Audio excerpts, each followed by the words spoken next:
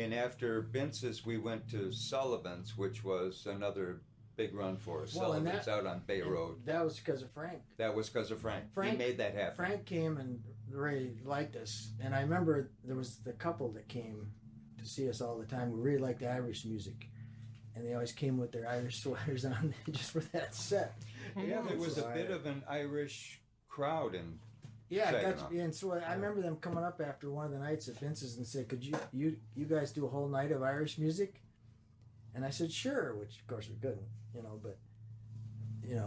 Wow. They ran a store or something, didn't they? Yeah, something. Yeah. They sold Irish woolen sweaters and. Yep, and they were friends with Jim Sullivan, who was putting together Sullivan's restaurant at that time, and so then Frank took upon himself to work that all out, and we ended up going over to meet with him, Jim, and we kind of auditioned, I think, didn't we? Yeah, and I think we killed Eddie after Bince's, and it was only the Gilmore Brothers at Sullivan's. Yeah, right. The total change. Yeah, but that came from that, so, and Sullivan's had never had music before. That was totally an experiment. Frank talked him into it and said it would be good for your business. Yeah, and it was packed every time I went. But they did that for a couple of years. Yeah, we started in their pub upstairs, and then they sent us downstairs and opened up that whole banquet room. So that's how we became an Irish band, the Gilmore Brothers. That was really the beginning of the Gilmore Brothers as a real thing. And we always laughed about it. We said, we played Irish music because that's what, they said, "Can you play Irish music?" We said, "Sure." Said, if it had been a Lithuanian restaurant, we'd have been a Lithuanian band. Right? I mean, seriously, right? Because you want Irish? Yeah, no problem. Do what you have to do. Yeah. We just had to come up with 3 sets, which wasn't a problem. And then that's when Andy Rogers really started playing with us. I was going to just ask you about that because Andy forwarded me some photos for their podcast that had you guys in it for the brothers, and he said it was some cool footage. He gave me some cool pictures. So so he became the fourth brother. Yeah, Andy became a real integral. And we traveled all over, playing out east and in Canada, and all over. Yeah, Gilmore Brothers had some nice gigs. We did a lot of big festivals. And the Festival of Friends up in Hamilton, Ontario, and we were the only American group invited to that particular and that's festival. The biggest festival in Canada. Yeah, that was a big. And it was really, I remember playing that afternoon, and right after us was Stan Rogers. First time I ever saw Stan Rogers. And later on the bill that night, first time I'd ever heard of Bruce Cockburn. Bruce Cockburn was on. And I didn't stay to see him, but it made me, when I came back, then I got an album, his first American album, and went, whoa. Where was this at? And Canada. Hamilton, Ontario. North of Niagara Falls, Hamilton, Ontario. That's a big festival. It was cool to play that, And we did a bunch of them. And Greg saved Noel Harrison's guitar in the parking lot. That's right, yeah. No, we had a lot of adventures with all these guys. We did the Brandywine Festival out in Pennsylvania. Mm-hmm. And we played in Canada, played in Toronto. And Battleground over in Indiana. Yeah, we were on, besides we did 3 albums, and then we were on, I think, 4 more that I know of, where they did compilations, that kind of thing. And we were on public radio and television, both, quite a bit. Here's a little tidbit. Your first album was the biggest selling album at Black Kettle Records in Bay City. Is that right? Is that Every Picture Tells a Story? Yeah. Yeah. Did you spin it every day while you were working there? And people come and go, I want what that's on? They just played all the time. Huh. It sold, actually, because Billy Thomas, who right, friend in Detroit that I had worked for a time, distributed. He was connected with distribution, and it went all over, independent labels. It was like when Rounder and all those kind of labels were getting going, and then that, because of that, it went. We met I met a guy that had bought our album in Scotland, and a guy who bought it in Paris. So it got to Europe somehow. This is before internet. Yeah. Yeah. So it was. So were you on Rounder Records? Or No. Okay. But it was an independent label like that. No, actually, we created a label called Michigan Archives that Mike ran, and he recorded other people that ultimately sold a couple of those albums off. Yeah, my cool thing was producing an album for Tracy Schwartz, which was a fiddle instruction album. And Tracy, of course, was a member of the New Law City Ramblers.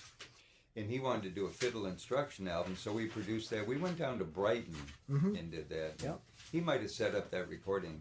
Old Homestead. himself. Old Homestead, yeah. Yeah, and so we went down there and we got the whole thing done. I remember playing with Tracy, and he had me do the guitar part on one of the fiddle songs he was doing. And I'm just a kid, and I played rock and roll, and and I'm playing the chord, and I go from the G, I go down to the F, okay? And he goes, stop. He said, you play a mountain C. You don't go to the F. Yeah, he played old timey. So he showed me what's what. So I straightened up my act and we got through that. But the coolest thing was that when we finished that album, I think Tracy was, rightly so, he was really wanted to make sure that he got the right distribution for it. Because we had limited resources. So, long story short, I ended up being on the phone with Mo Ash in New York. Wow. Folkways, Right. New York. Yeah. And worked out the deal for Folkways to take over Tracy's album. Really? So I have actually produced an album on Folkways Records. Man. But Yeah, Tracy that's it. got to be a close friend. He came many times and stayed at our house a lot of times. Yeah. A lot of the big folkies. Yeah. And because we did that in Wisconsin too. We had a lot of concerts. Doesn't Chuck Mitchell live up there somewhere? Yeah, he lives about half an hour from me. Always has. Where did you guys record these things? With Danny Dallas. Okay, so you went right back to Detroit again? Yeah, we did Every Picture Tells a Story, and we did A Good Tune is a Good Tune, both with Danny. Yeah, the third album was live. The at third Irish was Fest. live at Irish Fest. They do an Irish Fest in Milwaukee, Wisconsin. That's the biggest Irish Fest in the world. Big event. Yeah, it's huge. And we recorded a live album there that was graciously recorded by Public radio. Wisconsin Mhm. Public Radio. Yeah, and they let us do it. So They recorded the concert and it was good quality. We released it as a Yep. live at Irish Fest. Are those albums still available? Can you get them on the internet or where? well, we did a compilation CD that has a bunch of stuff from all three of them. That's that's Is that it? I think that's the most recent one. Yeah, that's a pretty good product. yeah, it's good representation of over Yeah. the years. Is this on that label still? So you still got the label or? No, we No? just make them ourselves if anybody asks for them. Yeah, Right on. So You know. do you still own the masters to that label you ran? Still producing records, huh? yeah. Pretty low budget operation. No, I think because the other album we had was Dulcimer Fair that we recorded, Yeah, And that that's was so- Jay Leibowitz and Leo Kretzner, and that was and that's still for sale. But you sold that. Yeah. Did back you then. keep the masters to these? Are they locked up somewhere for all these records and labels things, or how did that roll? No. There's a story. Here's a story. no idea. No idea where they're I at. mean, they might be. I kept looking in my closet, and what's in that box? That might be that box. Yeah. So then You could hear it on the the record. great thing about all this was that all the different things we did over the years, and then because the Gilmour Brothers stopped playing, Mike went to work in the. Well, you can explain where you went. First place you went was Saudi Arabia, so he was gone. Well, I don't know. In 1987, what were you doing in 1987, Tommy? I don't remember what I was doing yesterday. So. He's teaching John- our nation's youth. That's it. I think John and Greg and I and Andy had just played Irish Fest. I think it was right around that time. Well, I think, yeah. We had just done Yeah. something. Oh, we did Summerfest. Summerfest. Because I remember that because it was. I tell you how long ago it was. Ricky Nelson was on one stage, and There you go. what's the big heavy metal band? One of the Giants, and we were on the folk stage all at the same time. It was a big festival over in Lake Michigan over there. Yeah. This is in '87. Yeah, I guess that's what it was. That yeah, what it was? and so we played this gig, and then I was also at the same time I had been singing because the Gilmour Brothers were playing once in a while, and I was trying to do as much as I could to make a living out of music. So I was singing with a jazz band, Oh yeah. and So I was doing those two things simultaneously. But my wife, in the meantime, had taken a position with the U.S. State Department. And they gave her an assignment overseas. And so we had to make a decision. Are we going? I said, yeah, okay, let's go. So that lasted 28 years. Probably 40 countries or more, right? Yeah.